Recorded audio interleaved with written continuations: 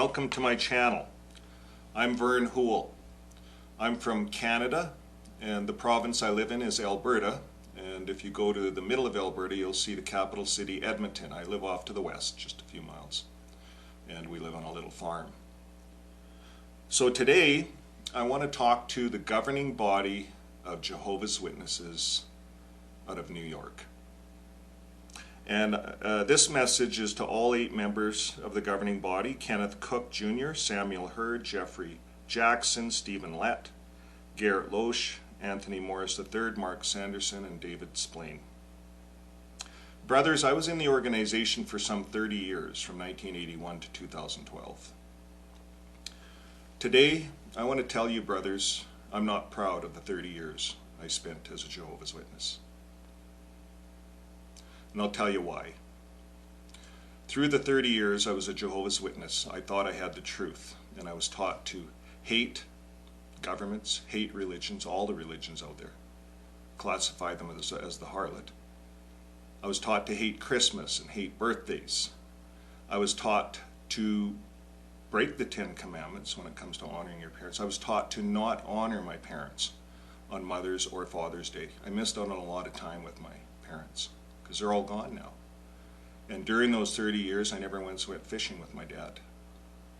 So all of these things I found out just recently, just in the last 6 months, when I started to write my book and journalize everything. I thought I'd try to relearn the truth, just in the last 6 months, without anything. No internet, no one else's influence, nothing on the internet that's apostate. I just started looking at this. From the fact of the truth will set you free. And that's what I was taught with the Truth book back in 1981, that the truth would set me free. So I relearned the truth in this last 6 months, and I'm going to share that with the world in a book called Judged Out of Truth. Let me tell you a bit about my story, though. When I was up in Edmonton here, we did a lot of work towards the end of my term. I was regular pioneering, and I was spearheading work, all this unassigned territory up in the high Arctic. Bethel put out a letter, so I jumped on that. And I did that for about 7 years. About 5 years in, when we had moved congregations, the body of elders gave me a lot of opposition toward the preaching work up north. In fact, they gave me a stop preaching order and said I couldn't preach up north. I could preach locally, but not up north, because it was a privilege, and I didn't qualify. So that's another story. But anyways, I just hired more people, and we went up and preached up north. They finally slandered the indigenous people right off the Kingdom Hall, the service overseer, and said they were all drunks and alcoholics, and that was his experience. So he gave that. And the work died down. I went to the brother in person, and after that I was stripped of pioneering and everything, so I just naturally faded away, and I moved and helped my aging parents. 8 years later, I never had nothing to do with Jehovah's Witnesses, but 8 years later, my previous Bible study up north wanted to study again. His bandwidth was better up north, and this is just during the start of COVID. And so I contacted one of the brothers I knew well, the elders, and 3 months into the study, my friend phones me up and says he can't associate with me anymore because I'm demonized. And no one's met me for 8 years. No one's seen me. This is all over the phone, over text messages. I texted the elder doing the study for clarification, and I was soon given a cease and desist order, so I know your legal department's involved. And since then, I've been shunned like a disfellowship person, slandered throughout the community. People that once talked to me won't talk to me no more. So my question is, why was I slandered 8 years later? And why was I demonized publicly 8 years later? And what does all this demonizing really mean? I went on JW.org and I couldn't find, what does it mean to demonize a person like me? What does that mean? Is it because of my indigenous roots that I'm demonized? I tell a few too old stories? Is that what it is? I need some clarification. I think the world does, and so does our indigenous communities. So as one of many witnesses, I put this matter before you, brothers, at the governing body. And here's a question to consider. When you have a crisis of faith, Is it bad to ask questions? 2012, that's how I felt. When we need support, why are we cut off? I wrote the Canadian Bethel in 2012, and they sent out a couple of elders. And the couple of elders gave me the death sentence. They said, I'm going to die at Armageddon if I don't go back. So I didn't go back. This brings us to the second order of business. On this channel, you'll find some YouTubes on poems I've created to help me address my feelings and to get through all of this. And like I said, I retaught myself the truth, the real truth, over the last 6 months. I journalized that, and that will be in a book. But I want to talk about something else. I want to talk about apostasy. And I want to talk about who's really apostatizing here. So to do that, we'll have to turn to a scripture in John 14:6. And we're going to compare this to the very first thing I was taught within the religious organization. I was taught that the religious organization is the truth.